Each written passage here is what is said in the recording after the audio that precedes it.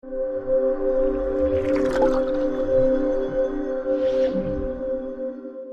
están amigos de RTV San Marcos? Un cordial saludo para todos ustedes.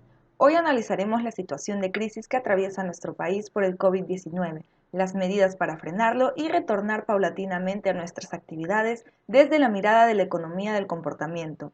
Esta rama de la economía estudia el comportamiento del ser humano. Para mayor detalle, está con nosotros Marco Carrasco, especialista en el área. Bienvenido, Marco. Muchas gracias. Un gusto estar aquí con ustedes. Marco, quisiéramos comenzar brindándole una breve explicación a quienes nos están viendo sobre en qué consiste la economía del comportamiento. Bueno, bien, sí, la economía del comportamiento es un área de la economía que, como bien dijiste, trata del estudio de la toma de decisiones económicas de las personas, ¿no? En realidad, toda la economía siempre ha tenido como su foco esto, pero por muchos años se dejó de lado, digamos, considerar un poco el involucramiento de algunas acciones no tan cercanas a la racionalidad como muchas veces defendía la teoría económica estándar. Y bueno, poco a poco eso involucró el incorporamiento de algunas ideas de psicólogos, también de gente de otras ciencias sociales, etcétera, que fue nutriendo un poquito esta rama, ¿no? Un pináculo, bueno, si bien ya había tenido algún desarrollo previo a través del trabajo de algunos economistas como Herbert Simon en los 70s, quizás uno de los primeros pináculos del área fue en el 2002, cuando Kahneman recibió el premio Nobel el que se llama Premio Nobel de Economía, siendo él un psicólogo, justamente por una teoría que él había planteado que se llama teoría prospectiva, ¿no? En la cual trata de diferenciar a veces lo que uno obtiene dependiendo si uno lo considera como una ganancia y una pérdida. Y dado que la pérdida tiene un mayor impacto en la psique de cada uno, finalmente muchas veces enmarcar una situación como una pérdida en vez de una ganancia puede tener un impacto mayor. Y bueno, y obviamente luego el desarrollo un poco las implicancias que eso podría tener, ¿no? Ajá. Ahora, ¿cuál es la importancia de esta área, sobre todo en el contexto en el que estamos, ¿no? Es una buena pregunta, es una buena pregunta. Es importante, es relevante, justo en el contexto en el cual tenemos que tratar de entender mejor por qué algunas personas han tomado cierto tipo de decisiones o cómo tratar un poco de modelar este comportamiento, ¿no? Me parece, es tan relevante como también incorporar a la opinión, no sé, pues de sociólogos o de psicólogos al respecto, dado que si bien se nutre un poco de esas áreas, igual preserva bastante también del marco estructural con el que trabaja la economía, ¿no? Y también busca los ánimos un poco de modelar ese tipo de situaciones. Por ejemplo, uno de los modelos que más se ha venido usando un poco afuera para modelar un poquito cómo es que la gente a veces eh, toma algunas decisiones en el corto plazo que no se condicen con las decisiones que ellos piensan tener en el mediano o largo plazo, que suele ser normalmente una decisión un poco más racional, son los modelos de descuento hiperbólico o cuasi hiperbólico, que tienen un poco este nombre medio llamativo simplemente por el nombre de la función que se usa, ¿no? En contraposición a la función de descuento exponencial que se suele usar en economía normalmente y que la gente aprende cuando estudia microeconomía, ¿no? Ese tipo, por ejemplo, de modelos propuestos por David Lipson sirven, por ejemplo, para conocer cuál es el factor de descuento o el sesgo del presente que tienen las personas, y lo cual obviamente afecta a su toma de decisión y hace que muchas veces, como quien dice, ¿no? El yo que planea hacer algo puede pensar cierta decisión, puede elegir A sobre B, pero una vez que llegue el momento dado, dado un montón de circunstancias, entre estas el mayor sesgo al presente, una mayor carga emocional, una mayor influencia de algún beneficio cortoplacista, termina siendo B en vez de A. Entonces, hay modelos bastante interesantes que de hecho se pueden aplicar, hay otros más también y que sirven un poco para entender retrospectivamente cómo es que se ha comportado la población, ¿no? Y como también, en cierta manera, también para diseñar algunos mecanismos que pueden ayudar. Eso sí, yo diría que no mecanismos tampoco infalibles, eso creo que es muy importante remarcar. Algunos han estado viendo ahorita último, no sé, pues a la economía del comportamiento como una, ¿cómo se diría? Pues como una quimera, como un área que necesariamente tenía que proveer una solución de inmediata para varias cosas.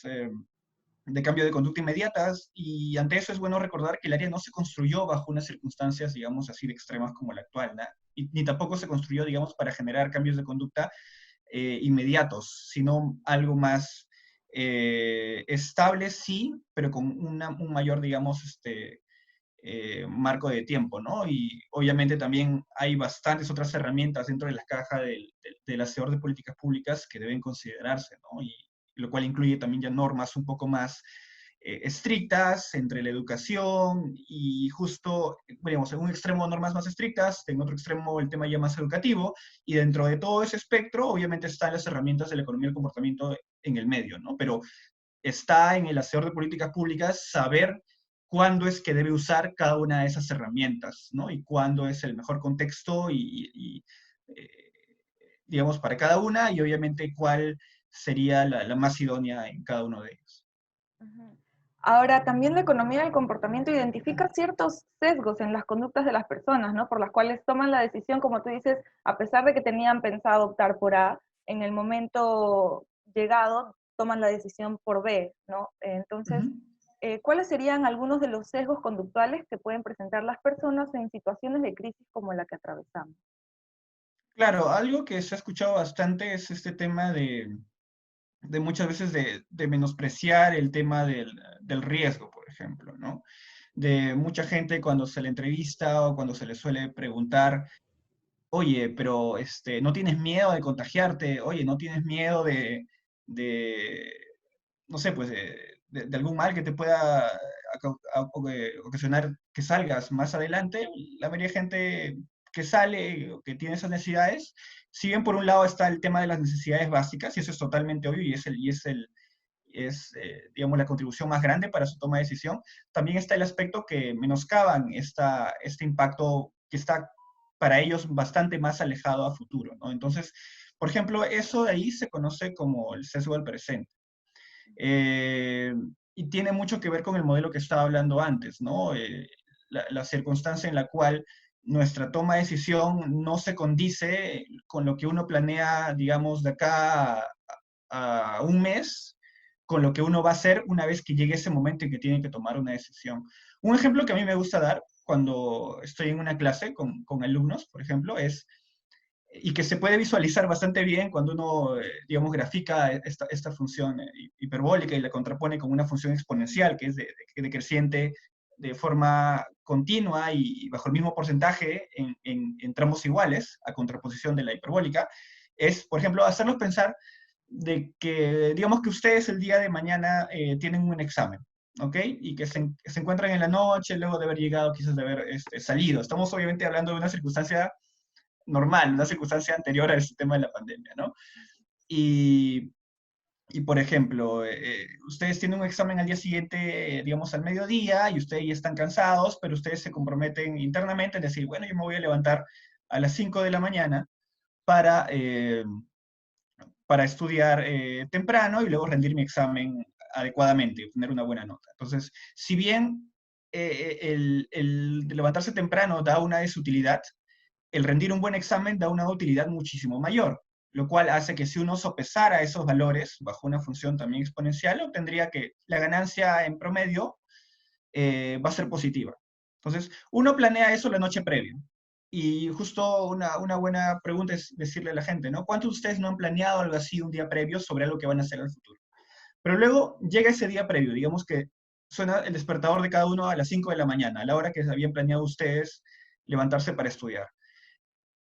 ¿Cuántos del grupo se levantan efectivamente con el reloj felices de que ya están más cercanos al momento de, bueno, obviamente tienen la desutilidad de levantarse temprano, pero también están más cercanos al momento de la utilidad positiva del examen y por ende estarían en teoría más contentos o más animosos de levantarse?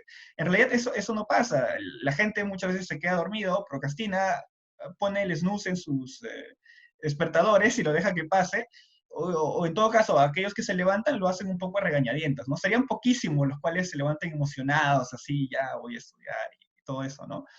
Y eso en realidad implica una reversión de preferencias, ¿no? Es una reversión de preferencias en el sentido de que un individuo ha planeado algo la noche previa y luego cuando ya llega el momento, eh, tiene que tomar una decisión diferente llevado ya por el contexto, ¿no? Entonces, igual también el tema de la pandemia, o sea, hay gente que dice, no, ¿sabes qué? No, no voy a salir.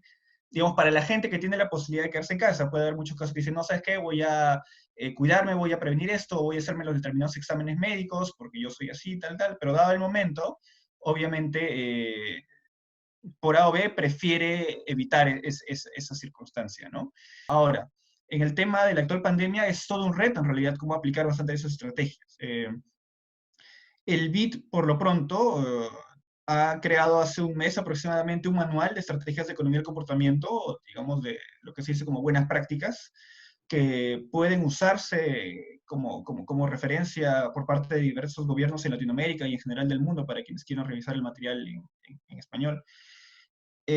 Por otro lado, también, a ver, me parece haber visto que think tanks como Grade ahorita están también diseñando algunos talleres de economía del comportamiento, donde van a estar recopilando algunas ideas, algunas propuestas, digamos, entre comillas, innovadoras dentro de gente de diferentes sectores para tratar con ello, obviamente, de desarrollar algunas estrategias. Entonces, hay cosas que sí pueden hacerse y que sí conllevan, digamos, un impacto bastante interesante que se va a visualizar en el mediano plazo. En ese sentido, yo considero que, para bien o para mal, pero necesidad de mecanismos bastante estrictos son totalmente vitales en las circunstancias actuales. Han sido vitales los meses, las semanas pasadas, hasta meses pasados, han sido vitales, por ejemplo, en los casos de Asia y otros países, dado que, eh, digamos, tenía que ser así, ¿no? En muchas situaciones, y seguramente también van a ser vitales de acá los próximos meses. El tema educativo es algo bastante aspiracional, que se espera, digamos, en el largo plazo, y en ese contexto, obviamente, la economía del comportamiento aparece como un mecanismo de, de mediano plazo que también se va a ir utilizando y que poco a poco se van a ir viendo, ¿no? Como para, en cierta manera, mejorar la conducta y la percepción de la gente en determinados temas de salud, en determinados temas, por ejemplo, de prevención, en temas, por ejemplo, de un ahorro propio, ¿no? Que también va a ser necesario. Ahora la gente el gobierno va a tener que empujar mecanismos para que la gente sienta un ánimo mayor por ahorrar, para que no vuelva a pasar circunstancias tan difíciles como ahora, en las cuales bajo una emergencia de ese tipo se queda sin nada y sufre bastante, ¿no? Entonces, hay que verlo así bajo ese espectro amplio, ¿no? Pero bajo esa idea bastante amplia, de hecho que hay cositas bien interesantes en las cuales el área puede aportar. Bien, Marco. Muy interesante en realidad el aporte que pueden brindar y justo tú nos hablabas de circunstancias normales. Ahora las personas creen que estamos volviendo a estas circunstancias normales con la reactivación de la economía y que están retomando poco a poco sus actividades. Sin embargo, las circunstancias realmente son más como una nueva normalidad que la normalidad que conocíamos previamente, porque tenemos que evitar el crecimiento de la expansión de la pandemia. En este sentido, ¿en qué medida pueden contribuir las propuestas de esta área de la economía del comportamiento? Sí, nuevamente también es bastante interesante ahorita focalizarnos en lo que acontece, ¿no? Como te digo, es todo un reto. Eh, Mira, por un lado, digamos, es totalmente comprensible el hecho de que el área, digamos, tenga que recaer en mecanismos que propongan soluciones más de mediano plazo. ¿Por qué? Porque en el corto plazo, y por un tema bastante estructural de nuestro país y de nuestra economía, lamentablemente hay un montón de cosas que afectan y que no permiten su desarrollo usual bajo la normalidad, por ejemplo, ¿no? Que se asume y que la asumen bastante de los teóricos que desarrollan estas ideas, ¿no? Un tema es la informalidad, que no permite, por ejemplo, que se tenga detectados a un montón de población trabajadora, a un montón de población que necesita obtener un bono para poder subsistir, etcétera, ¿no? Entonces, en ese sentido, las herramientas, digamos, que tienen que utilizarse de aquí a determinado tiempo, tienen que apuntar un poquito a tratar de ser conscientes de esas limitaciones que se tiene aquí en el país para su aplicación.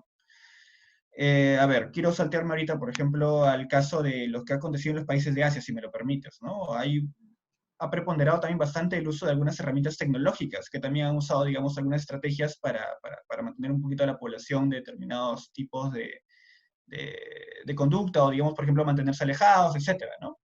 Algo así, si bien sería idóneo, lamentablemente no es posible aún hacerse aquí en el país. Uno, porque si bien hay una gran penetración del uso del celular, aún no toda la gente tiene celular, por un lado, ¿no?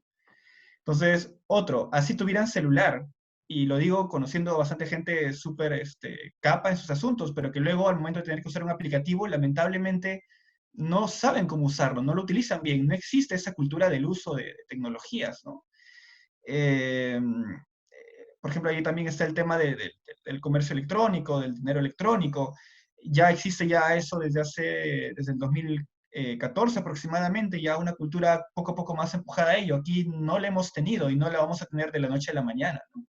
Por otro lado, también la realidad bastante eh, cruda de muchas familias peruanas, en las cuales, como te comentaba previamente, ¿no? Según estadísticas del INEI, alrededor del 50% nomás de la población en Perú tiene, por ejemplo, refrigeradoras, ¿no? Eso es algo eh, bastante chocante, ¿no? Y bastante triste para nosotros ver que nuestro país lamentablemente mantiene esa realidad, ¿no? Entonces, es hasta cierto punto en vano si yo voy a diseñar, por ejemplo, mecanismos que promuevan a la gente, decirles, oye, ¿sabes qué?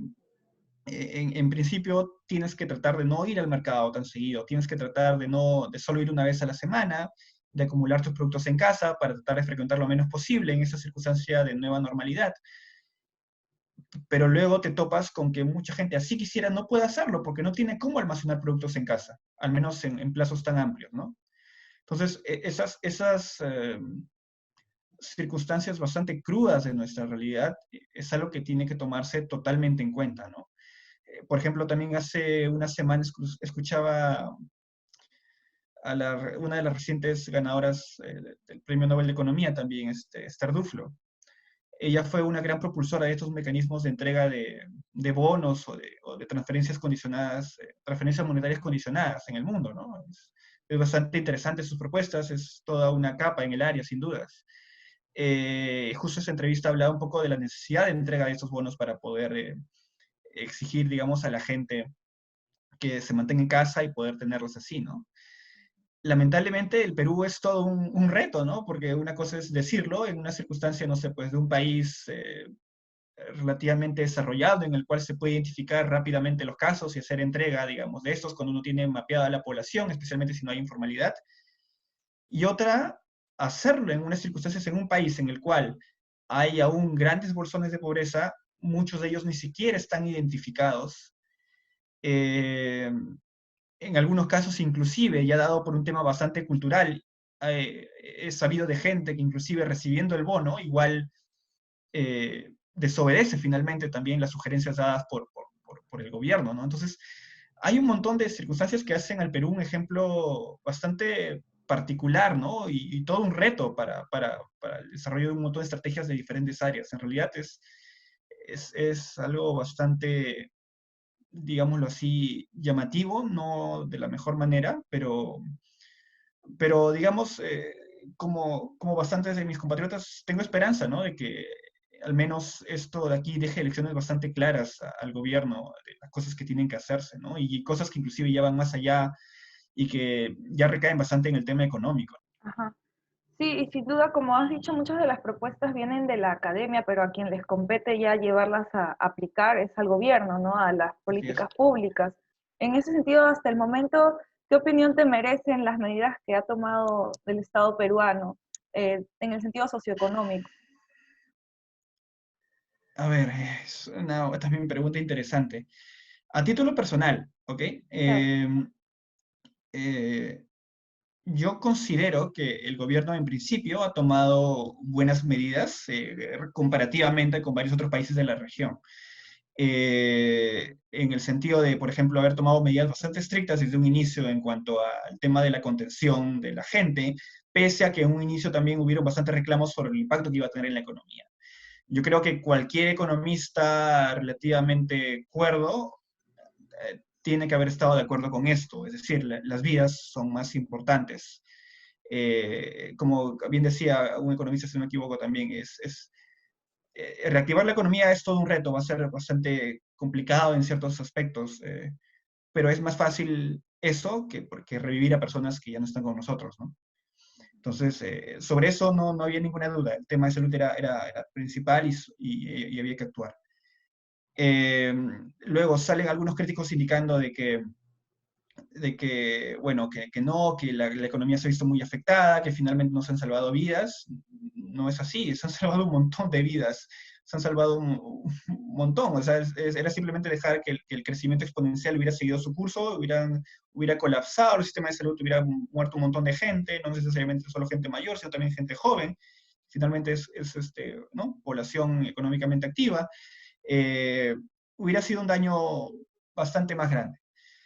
Entonces, luego de eso, luego de haber visto quizás un poco el tema ya en términos generales, que a mí me parece ok lo que ha venido haciendo el gobierno, también creo que es importante mencionar algunos errores eh, que quizás se podrían corregir o que se pudiera sugerir en todo caso, buscar algunos mecanismos para que, para que se aminoren, ¿no? Uno de estos, a mí lo que más me ha siempre preocupado es el tema del acceso a los datos. Se entiende bastante, ¿no? Digamos, quien asume, o los ministros inclusive, que asumen bastante las responsabilidades actuales, tienen que responder sobre las falencias del gobierno, pero muchas de esas ya vienen desde varios años, décadas atrás, de atraso de nosotros como sociedad, digamos, en desarrollo, ¿no? El tema de los datos es algo súper limitante, pero yo creo que si bien se entiende, por ejemplo, que ese tema de la contabilidad siempre se haga bajo los estándares internacionales y todo ello, yo soy de pensar que debería haberse transmitido, así como en Ecuador y en otros países, por ejemplo, en cuanto a la lista de fallecidos, quizás algún estimado de forma pública, ¿no? De cuántos fallecidos por COVID estima realmente que acontece, que viene aconteciendo aquí en el país, ¿no? Por ejemplo, esta información, sin que tenga que ser absoluta, porque obviamente no se puede afirmar algo así al 100%, pero digamos, viniendo al menos del MINSA, si bien puede crear un costo político en cuanto a la gente que muchas veces ahí dice, el gobierno no está haciendo nada o que está fallando, pero también puede tener un impacto en cuanto a que la gente va a ser más consciente de la realidad del problema. Una cosa es que yo les diga a unos, oye, ¿sabes que hay tal cantidad de fallecidos? Y otra cosa es que yo les diga, oye, ¿sabes que la cantidad de fallecidos realmente, muy probablemente va a ser muchísimo mayor? Y como tal, digamos, tiene que tomar mayor precaución, ¿no? Lo otro que también va en esa línea es lo que corresponde a lo que ahorita muchos académicos y especialmente la gente de medicina viene abogando, que es lo de un estudio de seroprevalencia. ¿Qué es esto? Esto es, a ver, ahorita vemos las estadísticas de casos confirmados, pero estos casos no se basan en un muestreo que se haya hecho, son casos que simplemente llega de la gente que solicita la prueba o donde se ha focalizado a hacer pruebas y ya.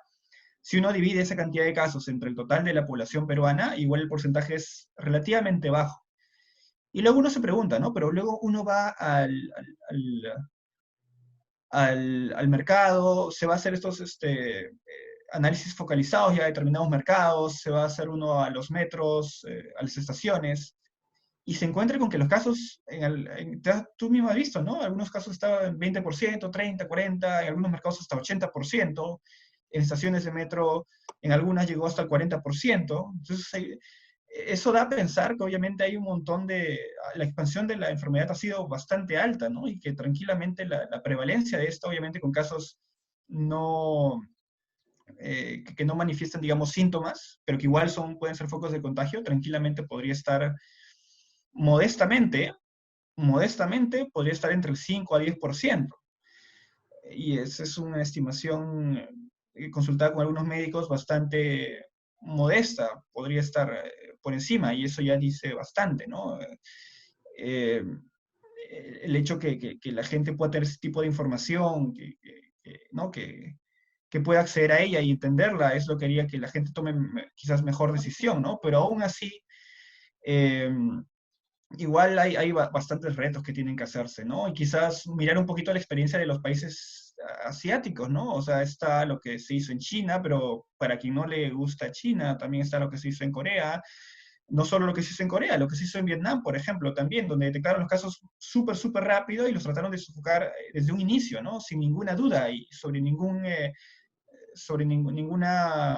digamos, sí, pues ningún titubeo en cuanto a las medidas quizás a veces estrictas que tienen que tomarse. Y Vietnam es un país, digamos, también en desarrollo como nosotros. Hasta cierto punto, en varias áreas, aún, quizás inclusive nosotros teníamos alguna ventaja en algunos aspectos, al menos en teoría. Eh, pero bueno, pues ya nos damos cuenta que finalmente, digamos, eh, si bien como país económicamente hemos crecido, y eso ha sido un motivo de orgullo, y yo creo que eso todos los peruanos estamos de acuerdo, nosotros como sociedad aún, y eso tenemos que reconocerlos absolutamente todos los peruanos, incluyéndome a mí también, absolutamente todos, eh, aún tenemos, digamos, ciertas mentalidades, ciertos tipos de conducta, ciertos tipos de acciones que lamentablemente en el agregado, sumándolos, llevándolo también a un gobierno que se ve limitado y rebalsado en varios aspectos, y en muchos casos también probando cosas como ensayo y error, finalmente conllevan a la situación en la cual estamos, ¿no? En la cual eh, lamentablemente estos detalles finalmente terminan pesando, ¿no? El hecho, por ejemplo, del mal uso de mascarillas, y cosas así tan reducidas también, por ejemplo, tan pequeñas como eso, pueden hacer un impacto bastante grande, ¿no? Y bueno, la reactivación económica es necesaria, hay mucha gente que ya ha estado limitada en estas fechas ya con el tema de la contención, es totalmente comprensible y totalmente eh, entendible y bastante triste, digamos, ver, digamos, en televisión, por ejemplo, en muchos casos de gente que dice, ¿no? Bueno, no le tengo miedo al COVID, porque si no me muero por COVID me voy a terminar muriendo de hambre si es que no salgo, ¿no? Entonces, es, es, es, eh, es bien complejo el asunto, ¿no? Y uno dice, ya, pero hay que llevarlos a tal lugar, hay que así, pero identificarlos y poder también, ese es todo un problema que acarrea desde la, desde la ausencia de una data, digamos, adecuada de parte de los ministerios para poder identificar esta población, ¿no? Y también del tema de la informalidad que bastante prevalencia ha tenido, ¿no? Entonces, que esto sirva como lecciones para todos, es lo que esperamos. Cada uno siempre va a tratar de empujar como se dice, el carrito de la mejor manera en la dirección. Todo el mundo queremos que nuestro país salga de esto. Lo va a hacer una vez que ya se supere este tema, que ya se encuentren mecanismos para poder tratar mejor la enfermedad, o llegue ese tema de la vacuna, sin duda, ese tema económico, estoy totalmente seguro, Perú se va a sobreponer y va a sobreponerse muy bien y lo más rápido posible. Pero de nuestra parte como sociedad, y bueno, obviamente quizás con algunos empujoncitos de la economía del comportamiento por ahí, pero también nosotros tenemos que ser conscientes, ¿no? De las cosas que hemos aprendido de esto para el futuro, ¿no? A veces tenemos que pasar por cosas un poco dolorosas para aprender, pero ojalá que al menos esto no haya sido en vano, ¿no? Y nos queden como lecciones para nosotros internamente también, en cuanto a ahorro, en cuanto a prevención en salud, en cuanto a uso de mascarillas, en cuanto a lavado de manos, en cuanto a tratar de también independizarnos y también tener un conocimiento tecnológico que nos permita cierta independencia, ¿no? Etcétera. Un montón de esas circunstancias también tratar de poner un poco nuestro esfuerzo y miras a que cuando ya regresemos poco a poco a esta normalidad, también nosotros como sociedad seamos una sociedad relativamente mejor en todos estos aspectos. Claro que sí, definitivamente, Marco, y también, como has mencionado, rescatar algunos de los ejemplos asiáticos, ¿no? A pesar de que somos culturas diferentes, poder aplicar algunas buenas prácticas que han sido exitosas por allá. Muchísimas gracias entonces por tu tiempo, por la información que nos has brindado a todos. A nuestros amigos me despido y les recuerdo que visiten las redes sociales y la página web de la universidad. La educación no debe parar. Yo me quedo en casa.